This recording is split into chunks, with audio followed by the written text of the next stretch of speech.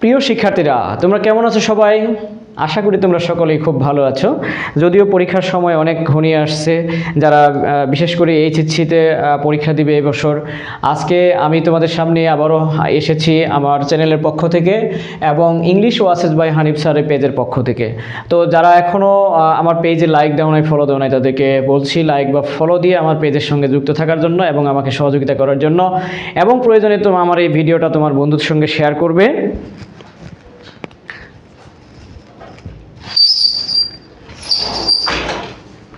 অর্থাৎ তারাও এই ক্লাসটি দেখে উপকৃত হবে, তোমার যারা সহপাঠী আছে তাদের সাথে শেয়ার করবে।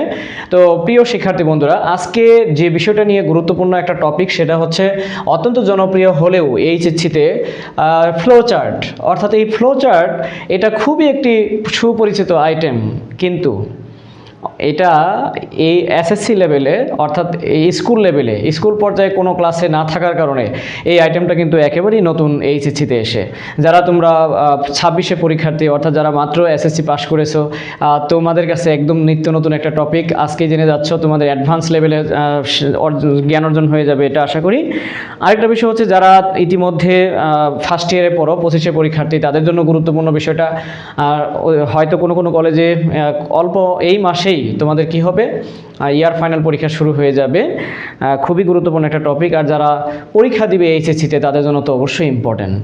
তো অনেকেই আমি দেখি যে স্টুডেন্টরা বোর্ডের খাতা দেখার সময় অথবা কলেজের খাতা দেখার সময় আমি দেখি যে এই ফ্লোচার্ট লেখার কিছু নিয়ম তারা ফলো করতে পারে না। অর্থাৎ এখানে একটা হেজিটেশন রয়েছে তোমাদের ভিতরে, বা তোমরা কেউ কেউ ভুল করে থাকছো। আশা করি আজকের ভিডিওটা দেখার পর তোমাদের এই ফ্লোচার্ট লেখার নিয়ম সম্পর্কে আর কোনো সমস্যা থাকবে না। তো ইতিমধ্যে আমি আশা করছি যে তোমরা সকলেই খাতা কলম নিয়ে রেডি। তো আমি আজকে তোমাদের যে বিষয়গুলো বলছি সেটা হচ্ছে যে ফ্লোচার্ট লেখার নিয়মসমূহ। অর্থাৎ এটা এইচএসসিতে ফার্স্ট পেপারে, অর্থাৎ ইংলিশে ফার্স্ট পেপার সাবজেক্ট কোড তোমরা জানো যে 107-এ এই ফ্লো চার্ট আসবে। অর্থাৎ একটা প্যাসেজ থাকবে, seen passage from your text book. অর্থাৎ তোমার যে টেক্সট বুক আছে, তোমার যে ইএফটি বই আছে, এই টেক্সট বুক থেকেই, দিস ইজ ইউর বুক। আবার 25-এর বইটার কভার ডিজাইনটা চেঞ্জ, এরকমভাবে তোমার যে বইটা টেক্সট বুক, এই টেক্সট বই থেকে সেকেন্ড যে প্যাসেজ থাকবে, দ্বিতীয় যে প্যাসেজ, সেই দ্বিতীয় প্যাসেজ থেকে তোমার কি আসবে, ফ্লো চার্ট আসবে। অর্থাৎ একটা প্যাসেজ দিবে তারা, এই প্যাসেজ থেকে তোমাকে ফ্লো চার্ট লিখতে বলবে। এখন ফ্লো চার্ট লেখার জন্য যে টিপসগুলো, আমি তোমাকে কিছু টিপস দিচ্ছি, এটা অত্যন্ত কার্যকরী, আর এই টিপসগুলো ফলো করলে তুমি ফ্লো চার্টে ফুল মার্কস পেয়ে যাবে, একদম 5-এ 5।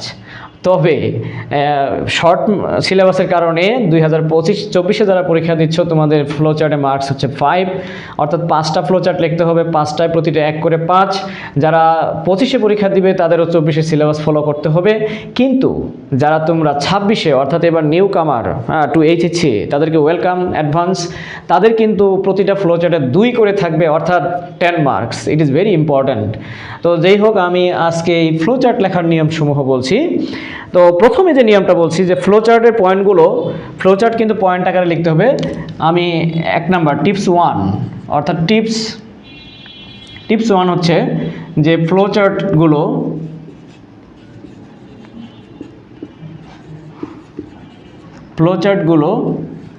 ওয়ার্ড বা ফ্রেজ আকারে লিখতে হবে, ওয়ার্ড বা ফ্রেজ আকারে লিখতে হবে। এই ভুল কখনোই করা যাবে না যে এটা পূর্ণাঙ্গ বাক্য হবে না, ঠিক আছে? যে ফ্লো চার্টগুলো ওয়ার্ড বা ফ্রেজ আকারে লিখতে হবে, সবসময় মনে রাখতে হবে। ফ্লো চার্টগুলো সবসময় ওয়ার্ড বা ফ্রেজ আকারে লিখতে হবে। এখানে মানে কোনো সাবজেক্ট বা ফিনিট ভার্ব ইউজ করা যাবে না, কোনো সাবজেক্ট বা ফিনিট ভার্ব ব্যবহার করা যাবে না, ফাইনাইট ভার্ব ব্যবহার করা যাবে না, মানে কোনো সাবজেক্ট বা ফাইনাইট ভার্ব ব্যবহার করা যাবে না।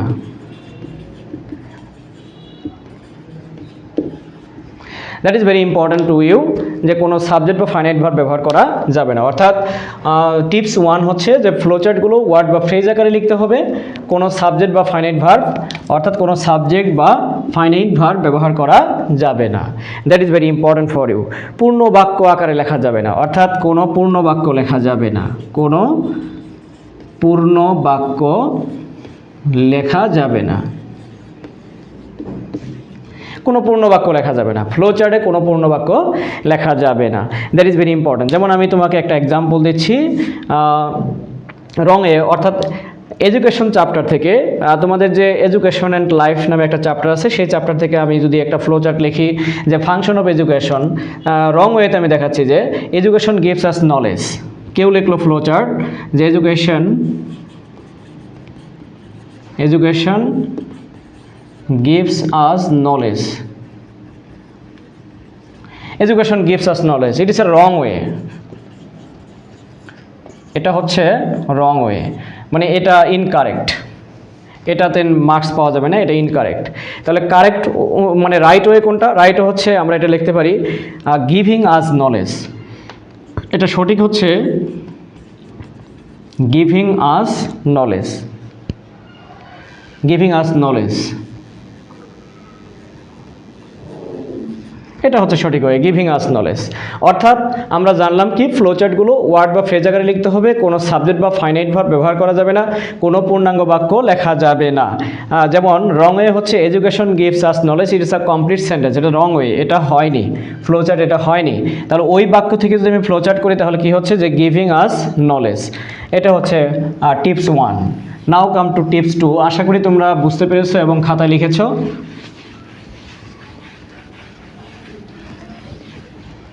টিপস 2 হচ্ছে যেহেতু পয়েন্টগুলো পূর্ণ বাক্য লেখা যাবে না, সেহেতু এদের শেষে ফুল স্টপ ইউজ করা যাবে না। অর্থাৎ আমাদের টিপস 2 হচ্ছে যেহেতু পূর্ণ বাক্য লেখা যাবে না,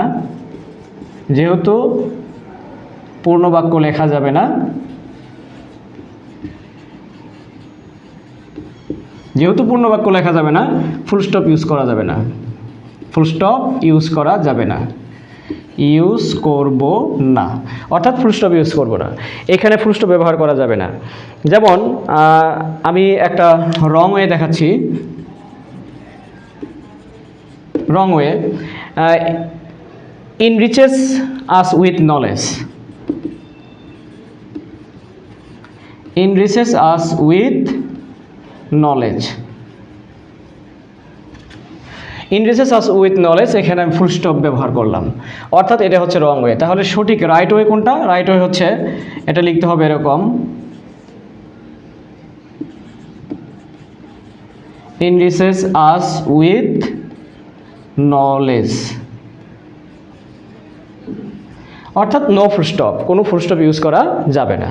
তাহলে আমরা টিপস 2 বুঝলাম যে যেহেতু পূর্ণ বাক্য লেখা যাবে না তাহলে ফুল স্টপ ইউজ করবো না, আমরা কোনো ফুল স্টপ ইউজ করবো না। That is very important. এই টিপসগুলো মেনটেন করতে হবে। আরও অনেক টিপস আছে, আমি দিচ্ছি একাধারে। এই টিপসগুলো মেনে চললে অবশ্যই তোমার পূর্ণ মার্কস তুমি পাবে, ফুল মার্কস পাবে। আর ফ্লোচার্টের পয়েন্টগুলো 1, 2, 3 ক্রম আকারে লিখতে হয়। অর্থাৎ পরবর্তী টিপস 3 হচ্ছে এই পয়েন্টগুলো অর্থাৎ পয়েন্টগুলোকে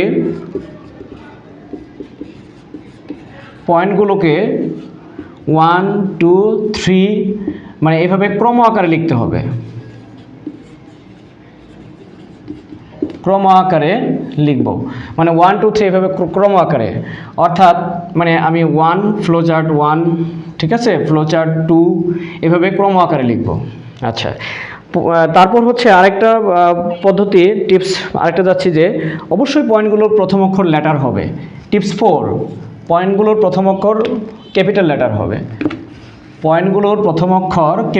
হবে, তার মানে হচ্ছে পয়েন্টগুলোকে অবশ্যই 1, 2, 3 দিতে হবে। 1, 2, 3 তার মানে হচ্ছে এখানে রোমান সংখ্যা আমরা ইউজ করব না, 1, 2, 3 ইউজ করব। আর পয়েন্টগুলোকে অবশ্যই প্রথম অক্ষর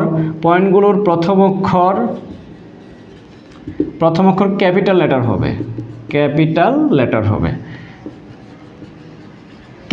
হবে, ঠিক আছে। প্রথম অক্ষর অবশ্যই ক্যাপিটাল লেটার হবে, বড় হাতের অক্ষর, অর্থাৎ বড় অক্ষরে লিখতে হবে। প্রথম অক্ষরটা ক্যাপিটাল লেটার হবে। যেমন আমি এক্সাম্পল দিচ্ছি, LISTE,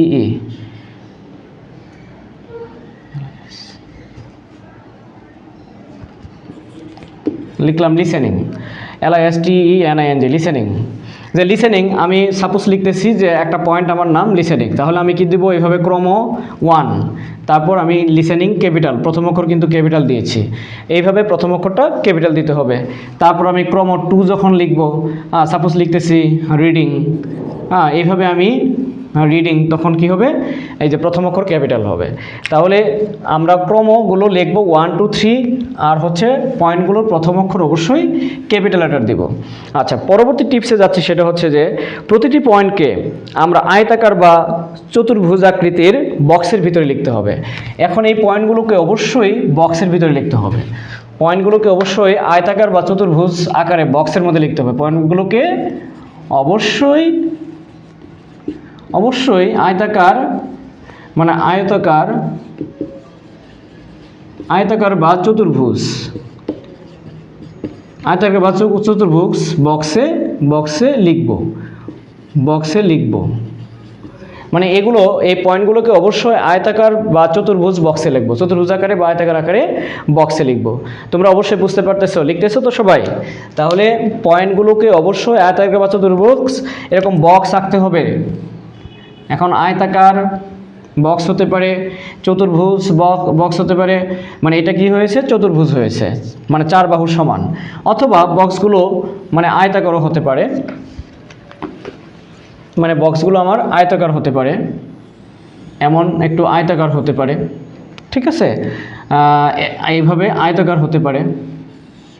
আচ্ছা, যেটা তোমার খাতার মেজারমেন্টের উপর ভিত্তি করে আর তোমার লেখার উপর ভিত্তি করে কতটুকু লিখবে, সেটার উপর ওয়ার্ড লিখবে না ফ্রেজ লিখবে, সেটার উপর you have to decide that এটা তুমি আয়তাকার লিখবে নাকি চতুর্ভুজ লিখবে।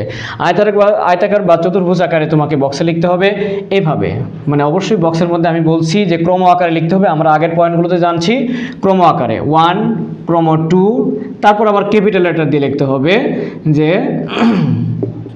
লিসেনিং। এইভাবে আমি একটা এক্সাম্পল দিলাম, একটা ওয়ার্ড লিখে লিসেনিং।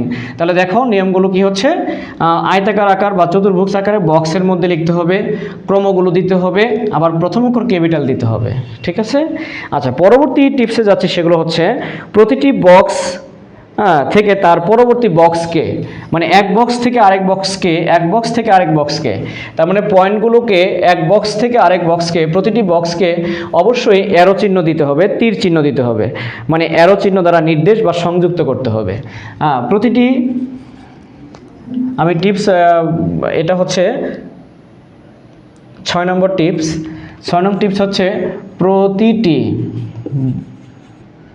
বক্সকে অ্যারো চিহ্ন, অর্থাৎ অ্যারো, দ্যাট মিন্স এই চিহ্ন দিয়ে সংযোগ করতে হবে। প্রতিটি বক্সকে অ্যারো চিহ্ন দিয়ে সংযোগ করতে হবে, এভাবে অ্যারো চিহ্ন দিতে হবে, ঠিক আছে। প্রতিটি বক্সকে এভাবে অ্যারো চিহ্ন দিতে হবে। যদি এই অ্যারো চিহ্নগুলো না দেওয়া হয় তাহলে কিন্তু স্বয়ংসম্পূর্ণ হলো না, আনসারগুলো অসম্পূর্ণ থাকলো। আর বক্সগুলো পাশাপাশি লেখা ভালো। পরবর্তী টিপস হচ্ছে টিপস 7 নাম্বার হচ্ছে প্রতিটি বক্সকে আমরা পাশাপাশি লিখব,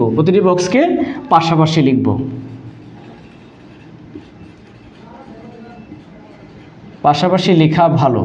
প্রতিটি বক্স পাশাপাশি লেখা ভালো, মানে পাশাপাশি লেখা ভালো, মানে না পারলে তো চেঞ্জ করবোই আমরা, কিন্তু প্রতিটি বক্স পাশাপাশি লিখলে ভালো। এভাবে আমরা প্রতিটি বক্স পাশাপাশি লিখে যাব, মানে 1 2 3 এভাবে প্রতিটি বক্স আমাদের লিখতে হবে। কিন্তু একটা তো দেয়াই থাকবে স্যাম্পল বা নমুনা, ওটা সহ বাকি আরও 5টা, তার মানে টোটাল বক্স হবে 6টা। আমাদের নিজে করতে হবে 5টা, আর প্রথমটা অবশ্যই লিখতে হবে, কিন্তু ওটার জন্য কোনো মার্কস পাবে না। আচ্ছা, বাকি 5টার জন্যই তোমাদের মার্কস দেওয়া হবে। তাহলে এইভাবে বক্সগুলো আমাদের পাশাপাশি লিখতে হবে, ঠিক আছে। প্রতিটি বক্স আমরা পাশাপাশি লিখব। তবে যদি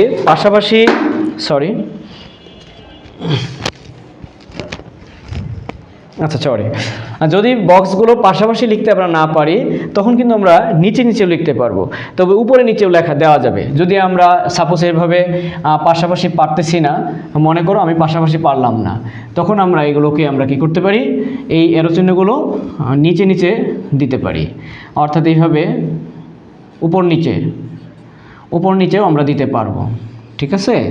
উপর নিচেও আমরা দিতে পারবো, অর্থাৎ উপর নিচেও দেওয়া যাবে 3 4, এইভাবে বক্সগুলো সমান করার চেষ্টা করতে হবে, সবগুলো বক্স সমান সাইজ করতে হবে, তাহলে দেখতে সুন্দর হবে। তাহলে আমরা অলরেডি 7টা টিপস জেনে ফেলছি যে পাশাপাশি দিতে পারলে ভালো, আবার উপর নিচেও দেওয়া যাবে। পরবর্তী টিপস হচ্ছে পয়েন্টগুলোর মধ্যে সময়, ঘটনা ইত্যাদি ধারাবাহিকতা রাখতে হবে। এই পয়েন্টগুলোর মধ্যে যদি কোনো একটা সময় থাকে, অর্থাৎ সন বা কোনো একটা তারিখ এরকম থাকে, তখন ওই সময়গুলোর একটা ধারাবাহিকতা মেনটেন করতে হবে। অর্থাৎ কি টপিকস নিয়ে লিখবে সেটা যদি কোনো সময় হয় তাহলে সময়ের ধারাবাহিকতা থাকতে হবে, স্থান হলে স্থানের ধারাবাহিকতা থাকতে হবে, বা ঘটনা, কোনো একটা ঘটনা, ওই ঘটনার ক্রমটা ধারাবাহিকভাবে দিতে হবে। এটা একটা টিপস। আরেকটা টিপস হচ্ছে 9 নম্বর, যে ফ্লো চার্টের প্রথম পয়েন্টটি প্যাসেজে যে বাক্য থেকে দেওয়া হয়েছে, ইট ইজ ভেরি ইম্পর্ট্যান্ট। অর্থাৎ ফ্লো চার্টটি প্রথম পয়েন্ট যেটা দেওয়া থাকবে, যেটা 1 নম্বরে যেটা দেওয়া থাকবে স্যাম্পল হিসেবে, নমুনা, এটাতে যা দেওয়া থাকবে, সাপোজ লেখা আছে যে enriches our knowledge,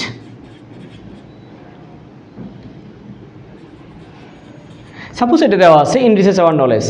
এখন এটা প্যাসেজে যে লাইন থেকে দেওয়া হয়েছে, এই পয়েন্টটি যে লাইন থেকে দেওয়া হয়েছে, পরবর্তী পয়েন্টগুলো এই লাইনের পূর্বে থেকে আর লেখা যাবে না।